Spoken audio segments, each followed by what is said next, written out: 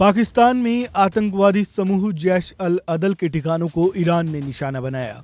इस air strike में 2 बच्चों की मौत हो गई और 3 लोग घायल हो गए। ईरान के इस्लामिक रेवोल्यूशनरी गार्ड्स कॉर्प्स की ओर से इराक और सीरिया में मिसाइलों से हमले के एक दिन बाद ये कार्रवाई की गई। ईरानी राज्य मीडिया ने बताया कि मंगलवार को पाकिस्तान में बलूची समूह जैश अल अदल के 2 ठिकानों को मिसाइलों से निशाना बनाया गया।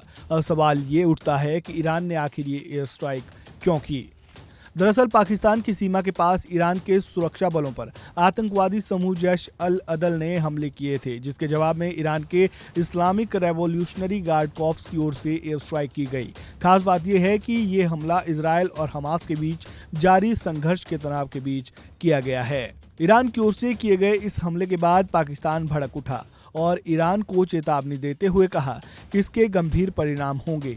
पाकिस्तान ने इस हमले की कड़ी निंदा भी की, साथ ही हमले की वजह से 2 बच्चों की मौत की जानकारी भी दी। पाकिस्तान के विदेश मंत्रालय ने एक्स पर पोस्ट शेयर करते हुए लिखा, पाकिस्तान ईरान द्वारा अपने हवाई क्षेत्र के अकारण उल्लंघन और पाकिस्तानी क्षेत्र के अंदर हमले की कड़ी निंदा करता है, जिसके परिणाम स्वरूप 2 मासूम बच्चों की मौत हो गई जबकि 3 लड़कियां घायल हो गई।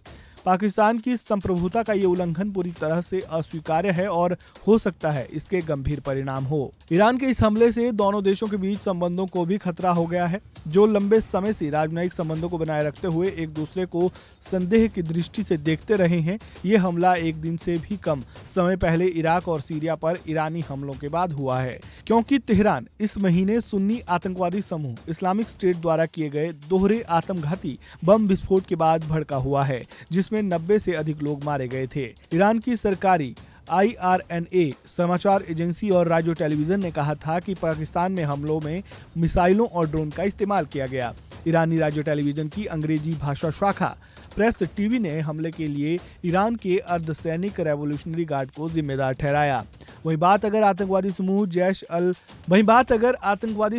जैश अल अदल की करें तो इस समूह को 2012 में स्थापित किया गया था। ये एक आतंकवादी समूह है।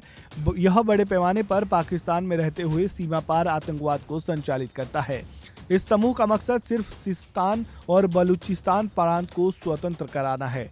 इस समूह का सरगना सलाउद्दीन फारूकी है। इसके भाई अमीर नरोई को अफगानिस्तान में तालिबान ने मौत के घाट उतारा था।